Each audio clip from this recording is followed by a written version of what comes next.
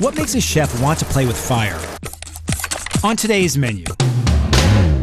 Across the globe, there's nothing quite like the primal appeal of live fire cooking. A Tuscan grill master shares his secrets. We're basically having the primal experience of man, heat, and meat. A Wisconsin firebug finds his calling. White gull fish boil, it's kind of like a mini show outside. Taking the heat of Morocco's communal fires. The kanja is a dish not eaten on a daily basis. It's only on special occasions. Reinventing the great American cookout. I've always been a big fan of live fire cookery. If you don't run a chance of ruining your dinner, where's the fun?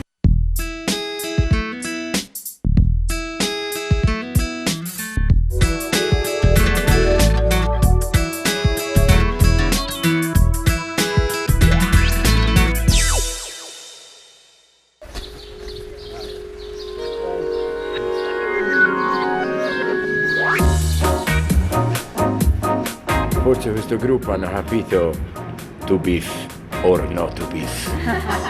That is the question. Dario Cecchini is arguably the most famous butcher in the world, if not certainly the most famous butcher in Tuscany. On the most basic level, I suppose Dario would like to teach people how to grill meat properly. Io sono per I denti. But on an essential level, he'd like to take them back to the primal experience of man, heat, and meat. My name's Lori DeMori, and I'm a food writer based in Tuscany. Referred to as the Michelangelo of meat, Dario Cecchini elevates grilling to an art form. At his grilling school in Ponzano, he's famous for quoting Dante while teaching students that a perfectly prepared steak begins and ends with the dry heat of an open flame.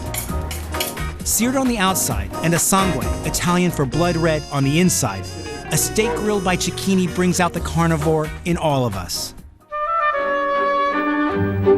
Tuscany is a land that asks that the people who live here fully give themselves to the thing that they do. Tutto.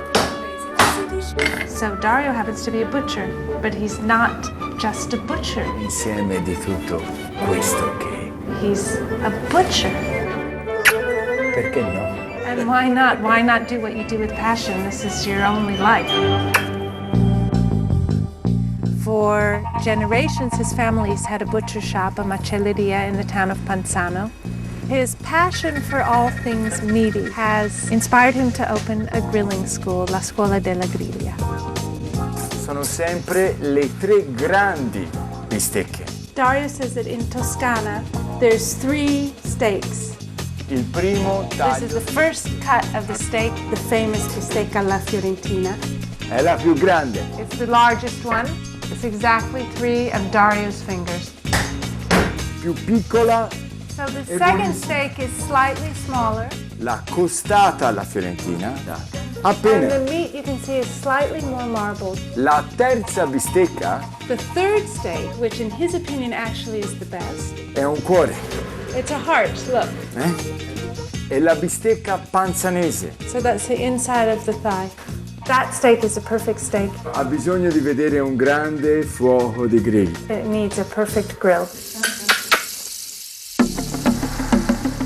Allora, in Toscana tutto inizia. In Tuscany, he says, everything begins, everything continues, and everything ends in front of the fire of a hearth. Legno di olivo. E quercia.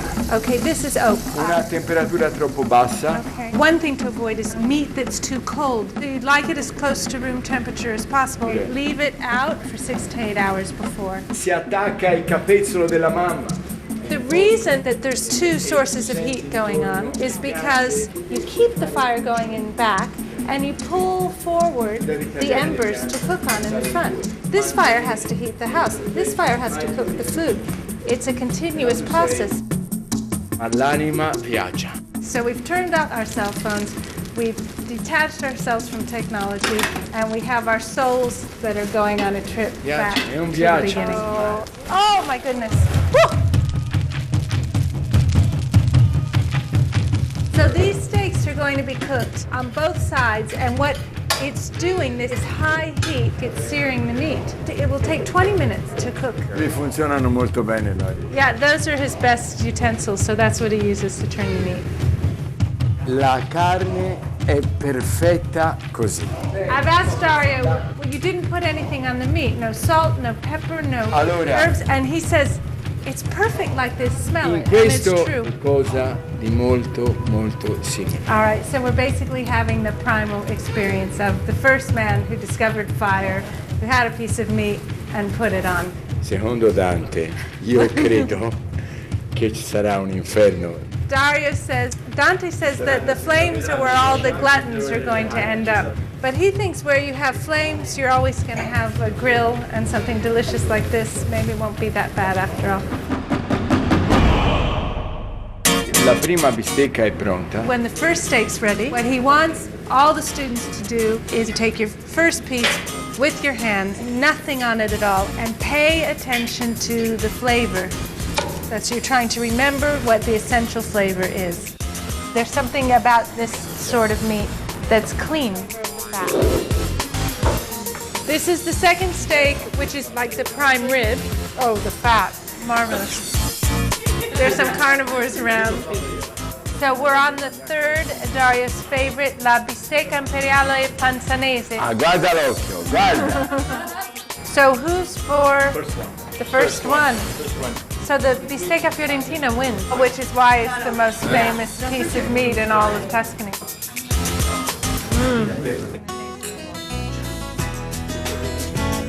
What Dario would like people to do is to actually pay attention and bringing them kind of down to an elemental level, to taste things in their most simple, unadorned fashion, to ask each other, what do you think, what do you think, and having it sort of enter in on some deep level what we know about what things taste like. That's the poetry of eating, that's the poetry of grilling. That's why he wanted to do it. Grazie.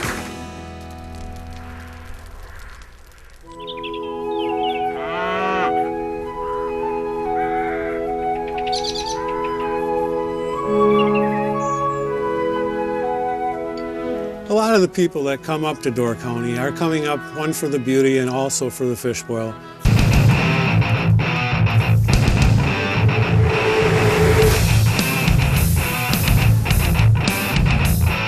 Some people have accused me of being a pyro, and I guess as a kid I was a little bit, so for me to be throwing kerosene on the fire is a lot of fun. My name is Tom Christensen. I'm the master boiler at the White Gull Inn in Fish Creek, Wisconsin. Legend has it that Scandinavian lumberjacks brought the fish boil to Wisconsin.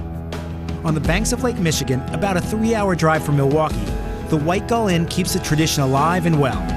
Hey Andy, how you doing? More than just a pyromaniac's dream, there's also a little science behind the boil. Large amounts of salt raise water density, causing fat and juices to rise to the top, boil over, and burn away in the flames. The result? A tender, flaky whitefish and a very impressive floor show. The White Gull Inn is a resort, restaurant, hotel. Our most famous meal is the Door County fish boil. You guys might want to back up a little bit. It's getting a little warm over there. The traditional fish boil is red potatoes. Right now it's Lake Michigan whitefish. I believe there was a time when they used trout. The Door County fish boil is a traditional meal started by the Scandinavian settlers of the peninsula about 100 years ago. And now, of course, it is something that everyone who visits Door County has to try. Well, we're nicking all the potatoes. What it does is it allows the salt to get into the potato and it gives it a little different flavor. On a busy night, I do about 150 pounds of potatoes, which comes out to be about 900 potatoes. WGI Master Boiler is White Gull Inn Master Boiler, but we started using it as a joke because we both had master's degrees. And so we figured we weren't just a fish boiler, we were a master boiler. What makes a good fire is hot embers, kerosene, and sometimes a gentle breeze. Okay, it's 3:45. It's time to light the fire and get it ready for the first boil.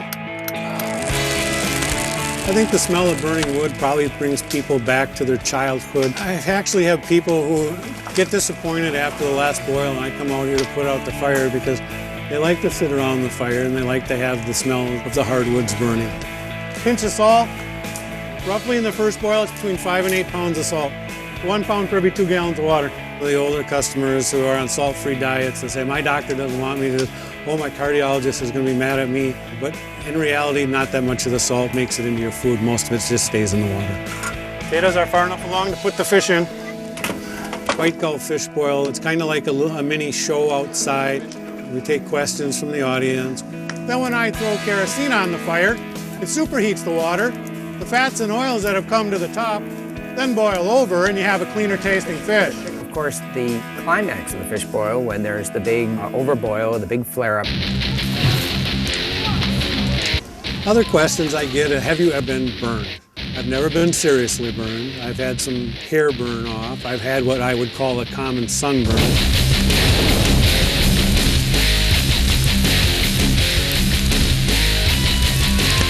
I don't like to have a boil over where the flames don't get fairly good size. The excitement comes from me by getting the crowd excited. Thank you. The first time somebody sees it, and you'll hear things like "opa," which I never known what it meant, and just "oh wow," and little kids say, "Oh, that's cool." Thanks, Andy. I think a lot of people, when they hear the word fish boil, they're a little skeptical. It doesn't really sound that appetizing. And then when they go in and taste it, it's frequently referred to as the poor man's lobster because it's this wonderful, fresh fish with melted butter poured all over it. This is the best fish boil in Nướng ever. Each night for fish boils, we serve between 200 and 250 people.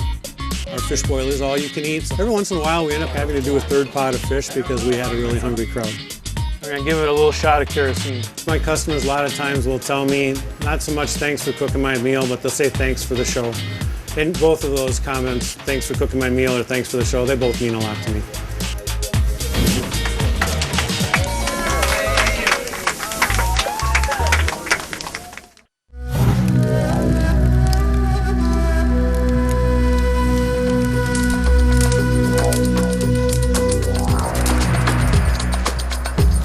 Open flame or open fire is very essential in the lives of Moroccans.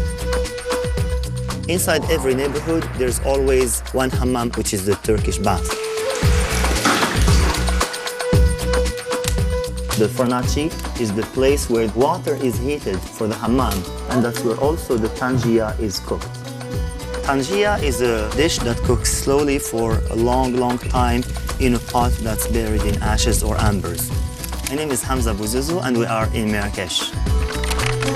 Moroccan tangia owes its name to the squat earthenware vessel in which it is cooked. Tangia is customarily prepared only by men, who drop off the dish at their local hammam on their way to work.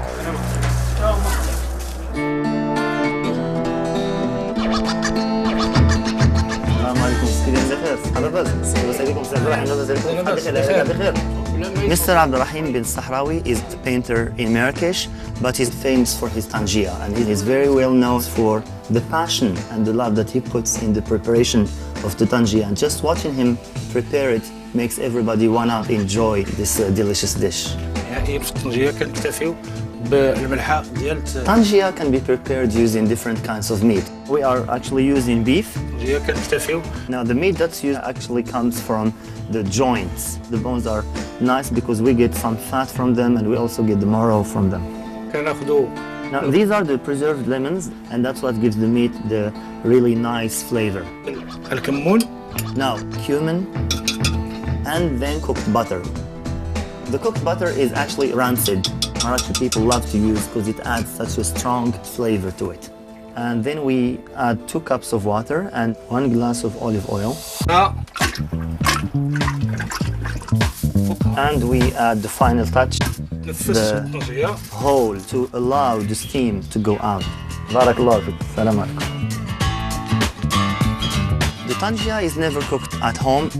It has to be taken to a place called Farnaci. Salam alaikum. Idin Ahmed. Alaikum. This is the farnaci where this tangia is going to be cooked. This fire is not actually only heating the tangia, but it's heating the cistern where the water for the hammam is being boiled. The person who tends the fire in the farnaci, they are like chefs. Now, the most important thing to check for is the level of water. By being cooked for a long, long time, the spices inside the pot melt and infuse into the meat. And that's when you really have a tasty and tender meat.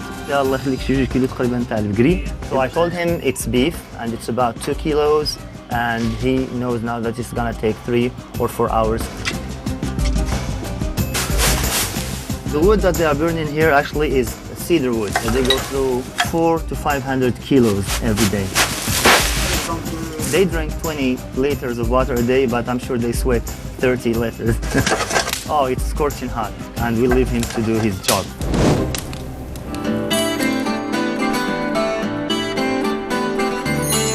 Tangia is a dish that's really typical of Marrakesh. It's a dish that's prepared to be eaten with other people. It's only on special occasions.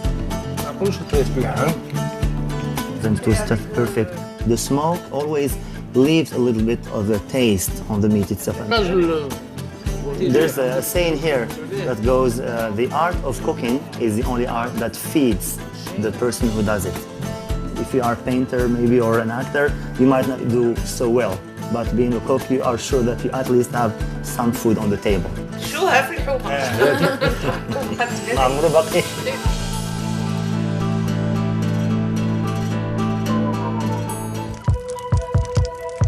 My father was a big griller, and he would measure the wind and look at the barometric pressure, and he always declared burn it on the outside and raw on the inside. But when I went to culinary school, I actually found out that my father didn't invent grilling, but it was grounded in, traditional French culinary thought. So I've always been fascinated with the technique. What are you doing, chef? I think he wants more fire in here. My name's Chris Schlesinger, and we're at my house in Westport, Mass. on the eve of my 4th of July party. Chris Schlesinger has been in the business of starting fires for over 30 years and is no stranger to the art of grilling. Nice spice to it, guaranteed. With 8 cookbooks to his credit, he is also the chef and owner of the East Coast Grill in Cambridge, Massachusetts. Considered by many as one of the leading experts on live fire cooking, when he throws a party, the whole backyard is ablaze.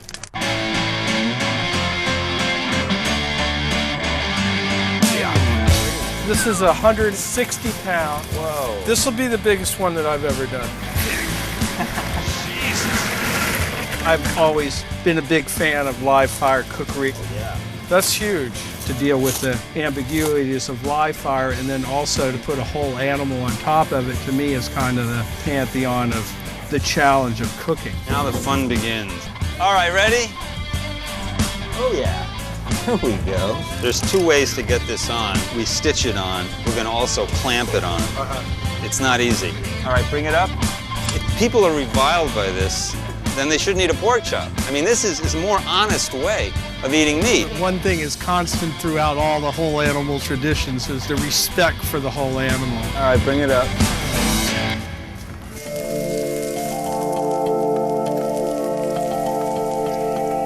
So what do you think, Chris?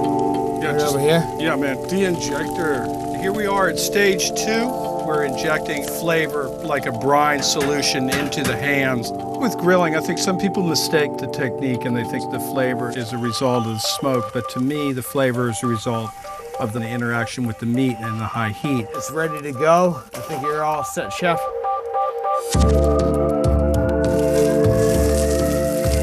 It's moving the motor. You know what I mean? You think we can fix that? When we did it this afternoon, it turned evenly without any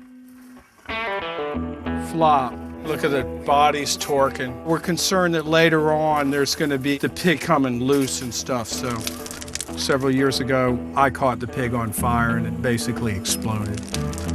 I mean, it's a risky thing. That's kind of the thrill of the grill. It's like if you don't run a chance of ruining your dinner, where's the fun? I remember when I was a little kid and my dad, once a year, they'd have a pig picking. A couple old farmers would come and they'd set up their rig and they'd joke around with me, and then I'd have to go to bed. So at 1:30 in the morning here, and it's going to take 14 hours. And I'd look at them out the window, sitting in their lawn chairs drinking beers. And then I get up the next morning and they were sitting in their lawn chairs drinking beers. And I said, that's something I want to do. That's going to be fun. Cheers.